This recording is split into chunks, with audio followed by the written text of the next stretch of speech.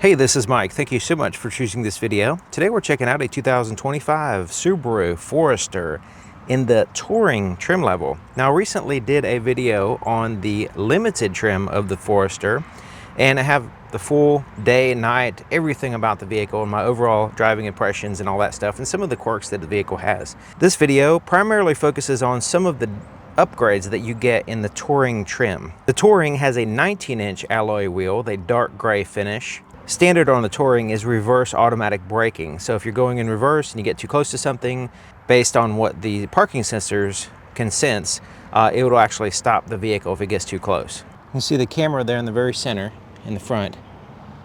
And this one is in the autumn green exterior color, and you can see some gloss black accents here on the front, as well as the side here. There on the side doors, gloss black accents.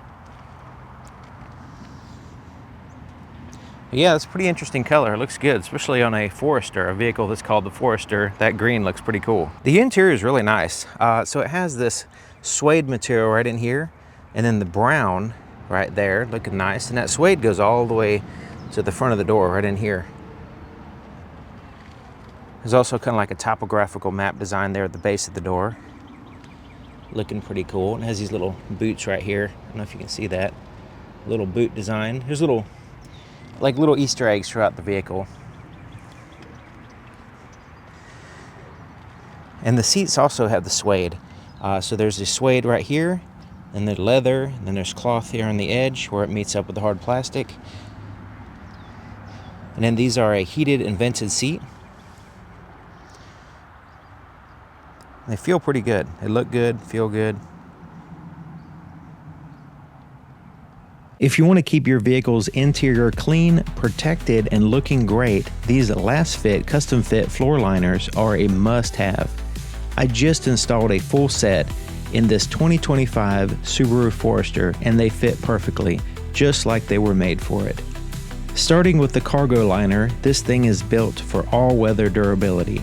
It won't crack in the cold, holds up to mud, snow, and spills, and even has a grippy texture to keep your gear from sliding around. And if you fold the seats down, the seat back liners extend the protection, giving you full cargo coverage. For the back seats, Last Fit did it right.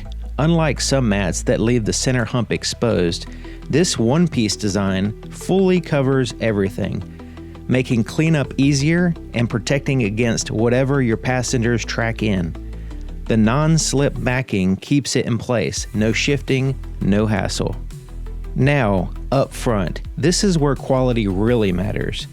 The passenger and driver side liners have deep walls to trap dirt and water, and the driver's mat locks into place so it never interferes with the pedals. Very important.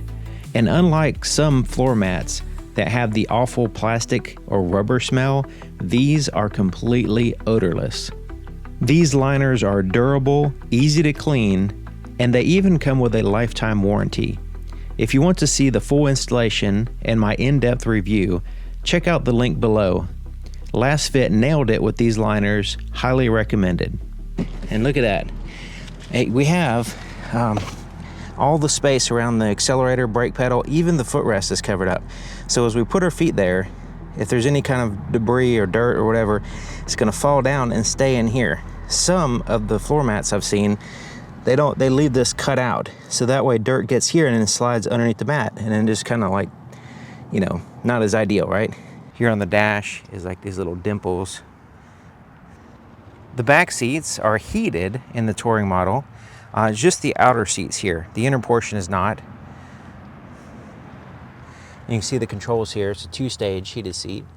So there's a high and low mode. The major features of the touring is the surround view 360 camera system. And so let's go ahead and put it in reverse. You can see it pops up here, and the parking sensors are active, and if there's anything behind you, it'll sense it and beep at you and show you the estimated area in which it is. Also, the reverse automatic braking is on. You can also turn it off here quickly if you need to get close to something, or if you have a false alarm or whatever. And then you have this top-down view. So there's basically a camera on the front, the back, and underneath the side, each side mirror, and it stitches those different views to make it look like there's a view directly above the vehicle, and it simulates what the vehicle looks like there in the center. And then we have the back view here next to it. And you notice it's kind of stretched out. It's kind of like expanded out. It's a wide angle view. The location of the camera isn't ideal, but we do get a decent view behind the vehicle and both ways behind the vehicle, and just gives you as much visibility as it can considering the location of the camera. You can see the tag here, and you can see where it's kind of like limited on where it can see. So it looks a little bit disorienting. As I turn the steering wheel, you can see it has these active guidelines here, and to get, kind of show you. Also, there's a little center line there.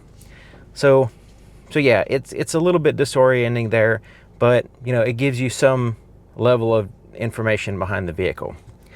When we put it in drive and we press the camera button, we get the front view, and it gives us that wide view, but the camera location is better. It's in the very center, and it's not obstructed so much. We see the bumper here, but we don't have too much obstructions. So we can actually see both ways. If we're pulling out of a parking space, we can actually see this way and that way to make sure there's no cars coming. If we're tied in the parking space with other cars and stuff like that, we can't see sometimes. So getting this view both ways as you're pulling forward is really handy in a lot of situations, but also in off-road situations too, since we can see right there where the bumper is and up all the way up to the sky, and literally both ways in front of the vehicle we have a full kind of like a 180 degree view in front of the vehicle. Just as it looks a little bit distorted, but once you get used to what you're seeing here, it's very useful. And we still have the top-down view here on the very front, so it's relative, got some information there in the front as well. If we're in park and we press the camera button, then it's going to give us this view right here, where it just kind of gives us like a quick snapshot of what's around the vehicle in general. And this could come in handy, just to kind of get your bearings or whatever. It's not as, it's okay. I wish there was a way to, you can stop it here and get just like the view that you want, and you can kind of like, cycle through the one that you want. But I wish there was a way to transition to the normal views even when you're in park. But all you get is this kind of view right here. In addition to the rear view mirror, we also have the rear view camera. We also have it's an auto dim rear view mirror as well. When we switch to the camera side, we get a direct view behind the vehicle, and the camera is located back there. So it doesn't matter if there's any passengers. It's actually in the rear glass. So if there's any passengers or cargo in the vehicle, it doesn't obstruct your view like a regular camera would. So yeah, this is really handy. It also has some different options here. So you have your brightness. You can adjust the up and down if you want it lower or higher.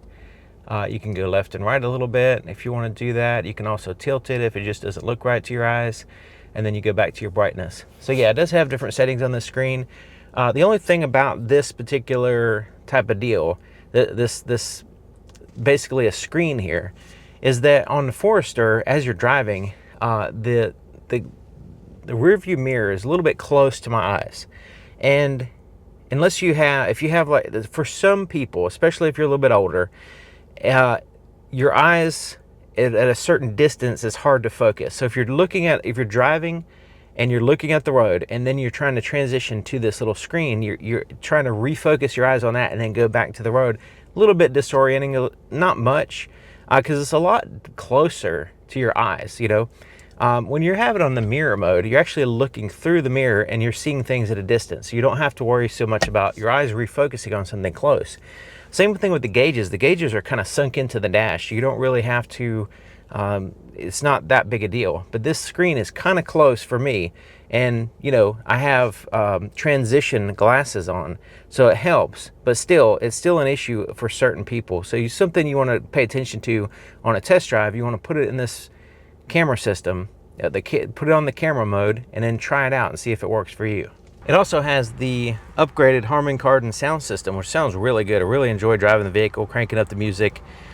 Even at higher levels, it still sounds very sound and good on this vehicle. It's 576 watts, and yeah, really impressed with it. Sound system.